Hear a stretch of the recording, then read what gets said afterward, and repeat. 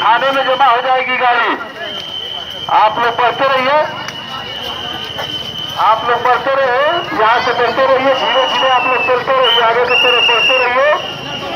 फिर डालुआ से धीरे धीरे आगे की तरफ पढ़ते रहिए। खड़े ना हो, आप लोग खड़े ना हो, धीरे धीरे आगे की तरफ पढ़ते रहिए। चलिए आप लोग धीरे धीरे पढ़ते रहिए, आप लोग धीरे धीरे पढ़ते रहिए। 10 रुपये 4 रुपये 10 की 4 है।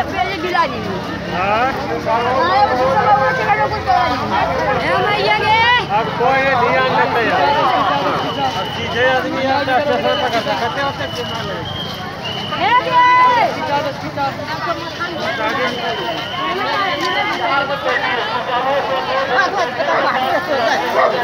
रुक रुक रुक